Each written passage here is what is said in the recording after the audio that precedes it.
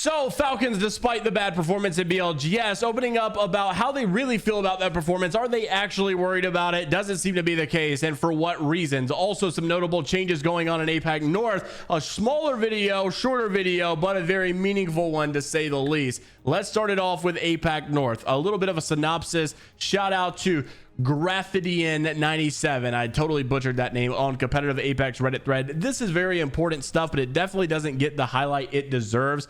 You know, obviously APAC North has made a ton of changes, right? We saw some orgs disbanding, we saw some teams completely changing, and some of the rosters updating. Northception obviously getting the update from Taida to Hammer Drill, also Yuka Predator as well. And then you also saw, you know, it kind of sucked because, like, you know, these are some OG names, right? We're not talking about just, you know, general roster changes. We're talking about some real OG names, including Riddle Esports, right? You know, Yuka Predator also being changed there. Yukio announcing his retirement, like all kind of crazy stuff going on in that scene. It's like not even the same. I mean, we look back at and think about the names that are gone from this scene. Think about the names that are no longer playing or that have retired, moved on, don't play Apex anymore, or the orgs that are bouncing away. It really does suck to think about it. It's not even just an APAC North thing. It's not limited to that, but I think that that region is so valuable to the Apex scene, and it is not always like the headline.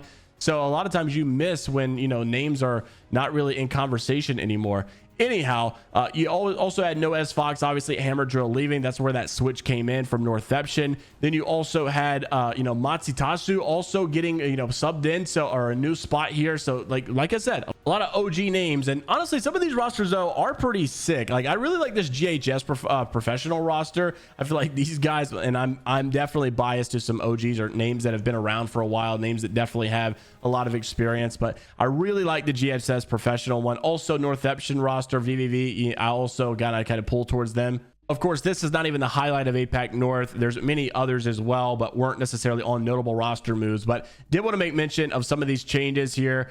Some of these are pretty notable and pretty big. So interested to see how they affect in the given tournaments that are upcoming. Also wanted to make mention, Oversight Esports scrim results: Bleed in first place, NRG in second, Broski's in third, Stallions in fourth, Liquid Alienware fifth, and Furia in sixth. Team Falcons in seventh. I want to talk more about them in just a second. Irex in eighth, Cloud9 in ninth, Yup in 10th, LG Tripods, FSC, Gods Among Men, Complexity, CIMNJ, Thuggets, Free Agents, Gucky, and Passion. Now, Falcons have really been the talk of the town the last couple of days, but honestly, like weeks, right? When you talk about the villain story and how things have changed for Hal's talking about how he's been the most hated he's ever had in his career, Zero not getting the visas, and then the BLGS issues going on, and then they play with Acivian, things didn't go as well as they had hoped. Were they really concerned about that performance? That doesn't seem to be the case. Wxltzy kind of came out and said, like, look, Hal had some issues with his IGLing capabilities. Hal wasn't really doing the right thing in a lot of this. This wasn't really our hard team. I'm not going to look at that performance as such. And more specifically, here is what Wxltzy actually had to say. Roll the clip. I think someone in chat asked how we're dealing with not calling. I don't think you guys understand how little I care about that. I'm not playing with my IGL.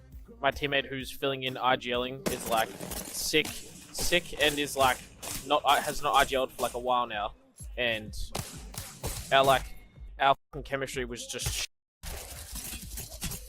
he just expected people to know what he was thinking at times, and it was just like a fucking mess.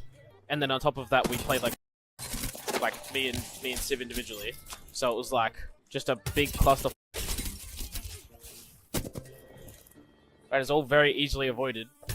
And how will I tell you the same thing if Zero just has his visa and Zero's here? Because then Dad's here and Dad's RGLing, and the game's like disgustingly fucking easy. I wasn't put in like the most opportunistic positions to like actually like thrive and like do well, but I still played like in the situations I was put in, so it didn't matter. You know what I mean? I would have RGL'd because I don't care about RGLing. Like if I have to, I'll do it type thing. But like, you know, Hal wanted to, and I'm happy obviously for Hal to do it because he's like better RGL, he's one lane. But like, we weren't even playing the right characters for that to be the case. You know what I mean? Like, I'm playing Bangalore, he's playing Maggie. It's like no secret who should be on what when it comes to like the roles. Like the RGL should definitely just be on Bangalore, and like the Fragger should definitely just be on Maggie. But like because like that's how it's gonna be like when Zero's there. Like we didn't swap.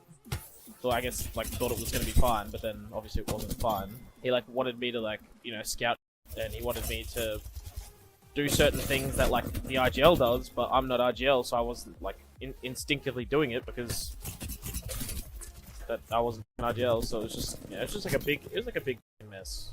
So obviously big week as they are gearing up for literally tomorrow. We're kicking back things off of the BLGS. How has the week already gone by that fast? I guess they did do finals on Tuesday, so therefore you'd only had like 3 days before we were back at it. But BLGS already back, going at it hard tomorrow. Hopefully we don't see any crazy day ones like we saw last time. Well, I mean, for news sake, I hope we do, but I really want some of these teams to stick together. I want them to actually perform well. I want the best for them. Hopefully they get some good results. We'll be keeping you up to date right here on the channel, so make sure to like and subscribe to the channel. Like I said, not as much news going on today, but it's because we're gearing up for this weekend where the big news and all the tournaments are beginning to start. Let us know what your thoughts are down below. Until the next time, we'll see you all later.